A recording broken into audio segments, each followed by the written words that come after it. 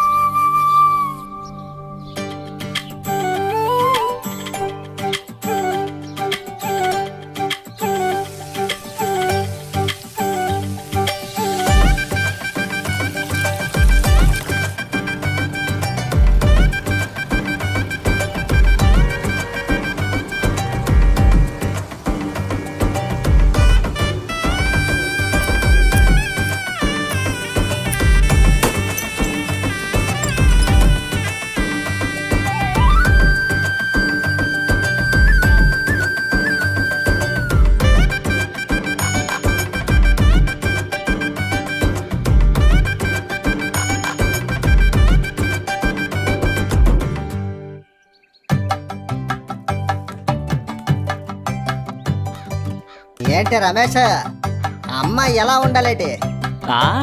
గిల్లితే కమికిపోయేలా ఉండాలి. ఉంటుందా? ఓ ఉంది. ఎక్కడా? కుష్ఠరోగుల ఆసుపత్రిలో. ఎవరా నువ్వు? కామెడీ ఏంటి కామెడీయా? బాబు రమేష్, నువ్వు చెప్పు, నీకు ఎటువంటి అమ్మాయి కావాలి? బాబాయ్, నాకు గొప్పగా ఏమీ అక్కర్లేదు. మన జ్యోతక్కలాగా మంచిగా ఉంటే అదే చాలు. అలా అయితే ఈ జన్మలో నీకు పెళ్ళైనట్టే. అరే నోరు మూసుకోరా. ఇప్పుడు ఎక్కడయ్యా అలాంటి అమ్మాయిలు దొరుకుతున్నారు? సరే వెతికి చూద్దాం.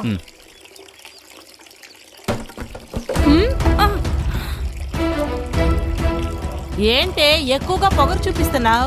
నా బిందిని కాలుతో తోసి నీ బిందిని పెట్టి బిల్డప్ ఇస్తున్నావు. అవు నేను మహారాణివి, అందుకనే అలా చేస్తున్నాను. నువ్వు వచ్చేంత వరకు నేను వెయిట్ చేయాలా? నేను పట్టుకున్నాకే నువ్వు పట్టుకో. వదిలితే ఎక్కువ మాట్లాడుతున్నావు. అవునే, నేను అలాగే మాట్లాడతాను. నీకేంటే? ఏం చేస్తావు? ఏం చేస్తావే? నేనేం చేస్తానో చూస్తావా? అలా చూడమ్మా, జ్యోతం వస్తుంది. వస్తున్నారు చూడు.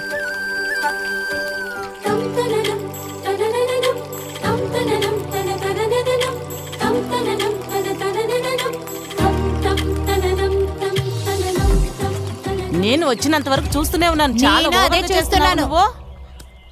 త్వరగా ఎయిరా, టైం అవుతుందిగా. ఏం మాట్లాడుతున్నావు? వేస్తే గెలిచేస్తావా? ఈ రోజు కూడా నీ డబ్బులు పోతాయి, చూస్తూ ఉండు. అన్నా, మీకు లెటర్ వచ్చిందన్నా.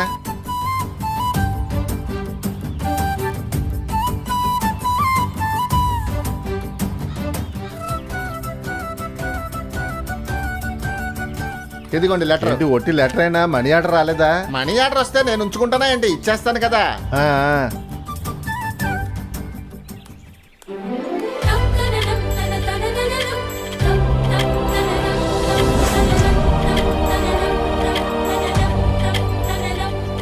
జ్యోతక్కరా? అవునా? లేకండి. ఏంటన్నయ్యా, ఏంటిదంతా? సరదాగా వచ్చానక్క. సరే త్వరగా ఇంటికి వెళ్ళండి. అలాగే అక్క.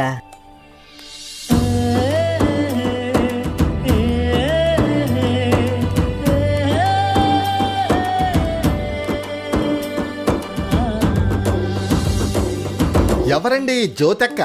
నేను గమనిస్తున్నాను. వచ్చినప్పటి నుంచి ఆవిడ గురించే వింటున్నాను. ఆవిడికి చాలా మర్యాద ఇస్తున్నారు. ఆవిడ ఈ ఊరికి కౌన్సిలరా? మీరు ఊరికి కొత్త కదా, అందుకే మీకు తెలియలేదు. పోను పోను తెలుసుకుంటారులే. అవును, ఎవరండి జ్యోతక్క? మీకు తెలుసుకోవాలని ఆతృతగా ఉందా? ఒక సాధారణమైన కుటుంబంలో కోడలుగా వచ్చి ఒక సాధారణమైన జీవితాన్ని గడుపుతున్న వారే ఈ జ్యోతక్క.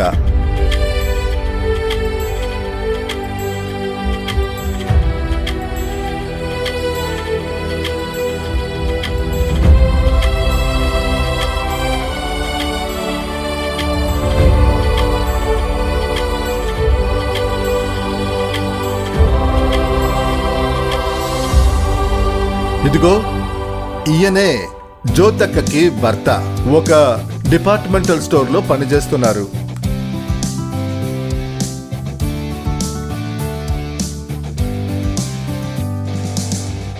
వీళ్ళకి 2 పిల్లలు, ఒక అబ్బాయి ఒక అమ్మాయి.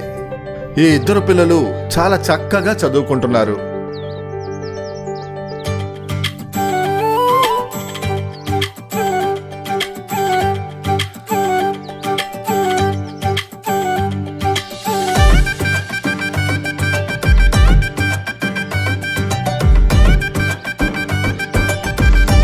జ్యోతక్క ఇంట్లో టైలరింగ్ పని చేసుకుంటూ ఇంటిని పండంటి కాపరంగా ఉంచారు.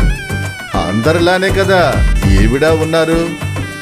మరి ఎందుకని ఈవిడికి ఇంత మర్యాద అలా అనుకుంటున్నారా? లేదండి, ఇక్కడే జ్యోతక్కకి ఇతరులకి ఉన్న వ్యత్యాసాన్ని చెప్తాను.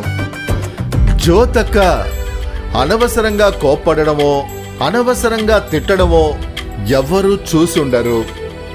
అంత ప్రేమ, శాంతం. ఆమెను చూస్తేనే ఒక దైవత్వం ఆమె ముఖంలో కనిపిస్తుంది. ఈ గ్రామంలో ఉన్న వాళ్ళు అంత త్వరగా కోర్టులు కేసులు అని వెళ్లరు. కారణం జ్యోతక్కే, ఆమె చెప్పే సలహాలే. అందువల్లే అందరికీ ఆమె మీద ఒక మంచి మర్యాద.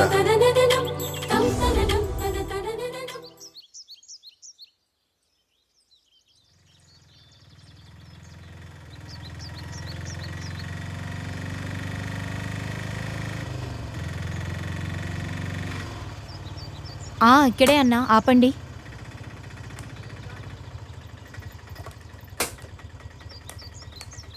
ఇదిగోండి అన్నయ్య. ఏమైంది? ఒంటరిగా వచ్చావు, అల్లుడు రాలేదా? ఇక నుంచి ఆయన ఇక్కడికి రారమ్మా, నేను అక్కడికి వెళ్ళను.